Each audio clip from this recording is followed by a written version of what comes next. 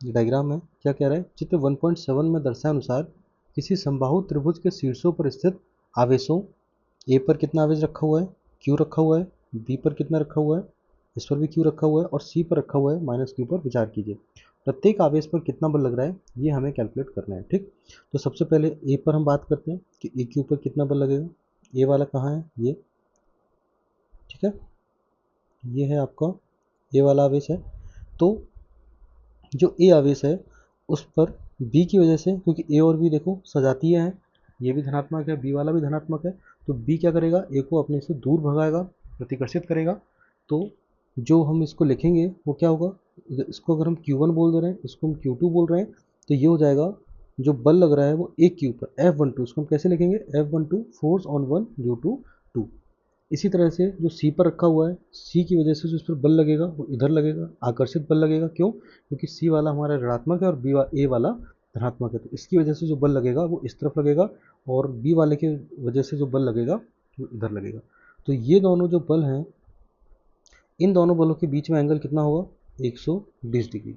अब अगर हम इनके परिमाण की बात करें तो F12 को हम लिखेंगे के Q1 Q2 upon L square, और similarly F force on one due to three, इसको हम लिखेंगे के Q1 Q2 upon L square, क्योंकि समबाहु त्रिभुज है और समबाहु त्रिभुज की सभी भुजाओं का जो लंबाई होती है वो समान होती है। तो F12 और F13 समान है, और इन दोनों के बीच में जो एंगल है F12 और F13, इनके बीच में एंगल कितना है, 120 डिग्री है, और F12 F13 के बराबर है। तो इनका जो परिणामी सदिश आएगा, जो कि हम बोल रहे हैं F1, जो F1 जो बल लगेगा है ना, वो कितना होगा, वो F12 और F13 के बराबर ही हो जाएगा। ये चीज़ मैंने आपको क्लास में, पिछली क्लासेस में आपको ये चीज़ बता रखी है, ठीक है। और जो डायरेक्शन होगी, जो F1 की जो डायरेक्शन होगी किधर होगी, अगर हम F1 की अगर हम नेट डायरेक्शन देखें,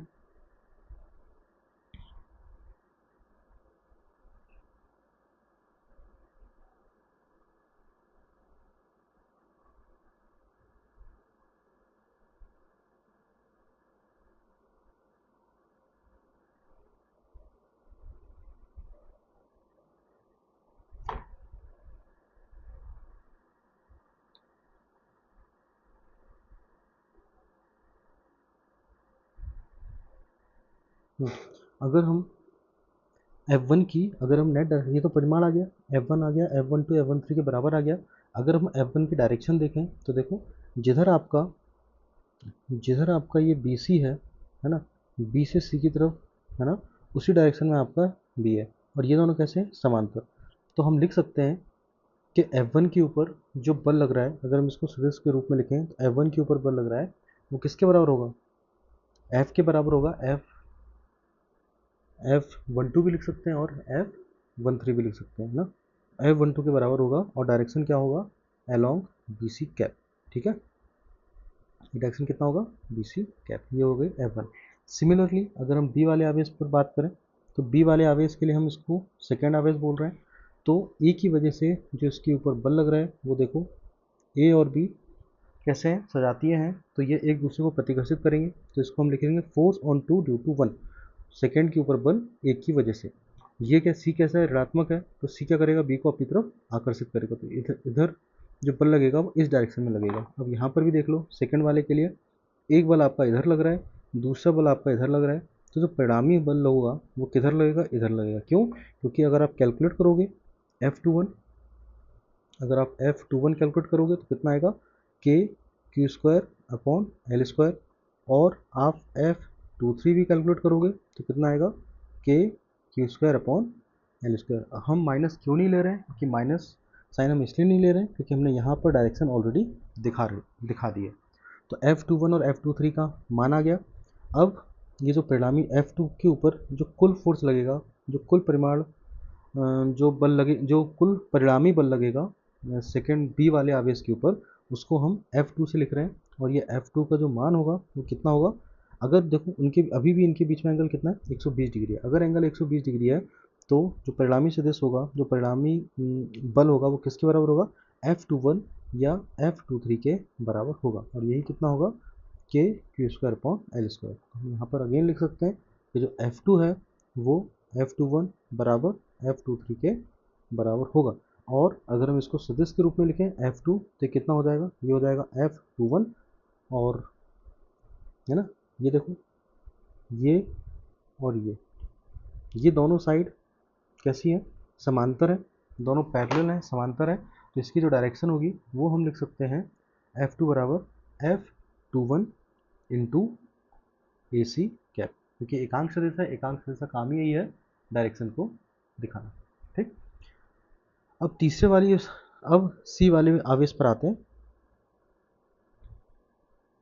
अगर हम सी वाले आवेश की बात करें तो सी वाले आवेश के ऊपर जो फर्स्ट वाला आवेश है इसकी वजह से आकर्षित बल लगेगा, क्योंकि ऋणात्मक है और ए वाला धनात्मक है। तो सी को क्या करेगा अपनी तरफ, ये क्या करेगा, सी को अपनी तरफ खींचेगा। तो F31 जो है फोर्स ऑन 3 ड्यू टू 1 की डायरेक्शन ये होगी, और बी वाला भी हमारा धनात्मक है और सी वाला ऋणात्मक है, तो धनात्मक बी वाला भी सी को अपनी तरफ खींचेगा। तो F32 की भी जो डायरेक्शन होगी वो इधर होगी। अब ये दोनों, ये एक समबाहु त्रिभुज है, तो F31 और F32 के बीच में जो एंगल होगा वो 60 डिग्री होगा। ठीक, तो डायग्राम इसका कुछ इस प्रकार बनेगा, ये हो जाएगा F31, ये हो जाएगा F32, और इन दोनों के बीच में जो एंगल होगा वो होगा 60 डिग्री। और जो परिणामी बल लगेगा वो इधर आएगा और उसका मान कितना होगा, F3।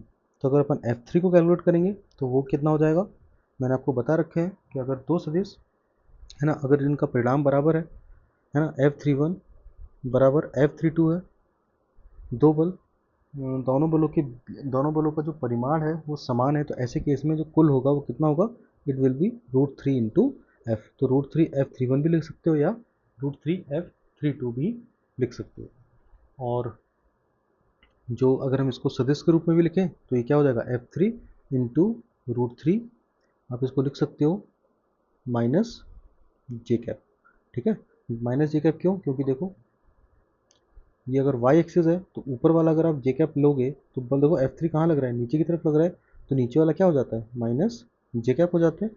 इसीलिए हमने लिख दिया F3 equal to √3 into minus j cap. ठीक है, तो F1 के ऊपर जो बल लगेगा वो F1 टू BC कैप है, F2 के ऊपर जो बल लगेगा वो होगा F21 AC कैप, और F3 के ऊपर जो बल लगेगा वो होगा √3 माइनस जे कैप।